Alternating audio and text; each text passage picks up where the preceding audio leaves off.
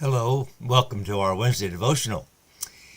For many years, as I've studied the Bible, read the Bible, and served the Lord, Joshua has been one of my favorite people. As you may know, I served as an associate pastor in various capacities for 30 years prior to coming here to First Baptist and serving as senior pastor. So I understand the role of as an associate or an assistant pastor. Joshua served under Moses for many, many years. And then Moses died, and Joshua was promoted to the position as the leader of the nation of Israel. I think maybe he was afraid because in the first chapter of the book of Joshua, we hear the Lord encouraging him. Joshua, go out and do this. Go ahead. As if Joshua was somewhat hesitant. In fact, Joshua did so many, many things. When he took the leadership, he began to lead the nation of Israel into the promised land, into Canaan. And you remember some of the things that happened. Probably they crossed over the River Jordan. That was an amazing miracle. Then they defeated the city of Jericho with the huge walls that were tumbling down. And on he did as he led the people in defeating the people of Canaan and taking over that land.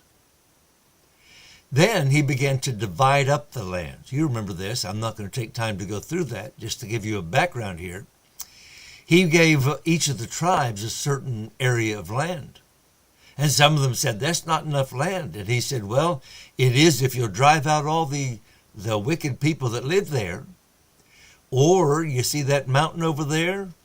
Take that mountain, cut the trees down. And he gave them instructions, and they each had an area that was given to them. Now here's the part that I think was interesting.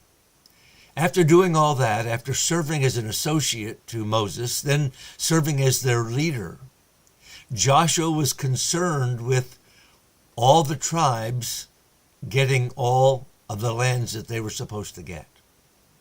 Then recently, I was reading in Joshua 19, verse 49. And we read this.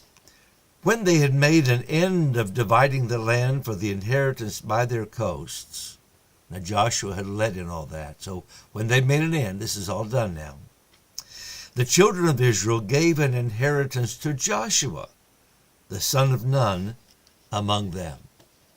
As I read that recently, I've read it many, many times, but I was reminded that Joshua did not put himself first, he put himself last. And only as the Israelites realized that Joshua hasn't gotten an inheritance, did they make it right with him. I want us to remember today that we're not called to be first. In our society, we like to be first. We like to be the best salesman in the group. We like to be the one who has the highest salary in the group. We like to be the one who has the highest title or highest position in the group. But that's not our calling. In fact, our calling is to put others first. That's what Joshua did. That's what we ought to do.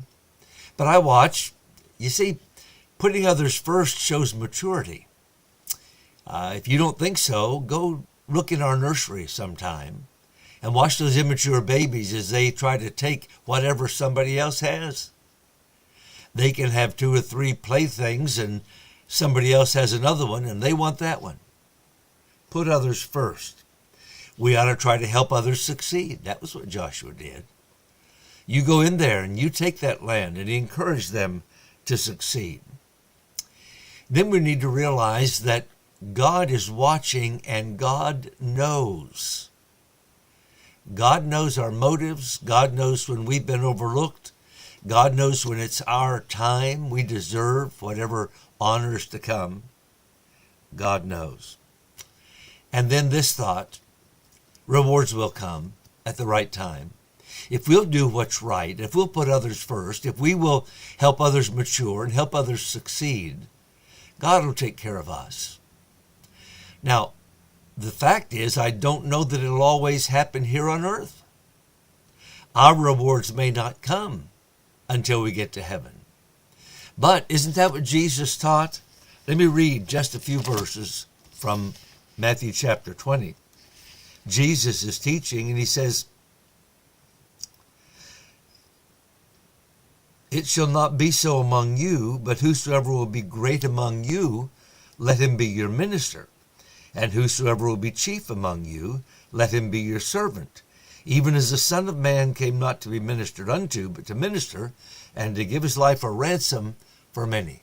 So I want to encourage you today, and remind me today, put others first. We don't have to be first. Let God take care of putting us where he wants us. Let God take care of rewarding us when it's time. He knows best. We can thank him for that.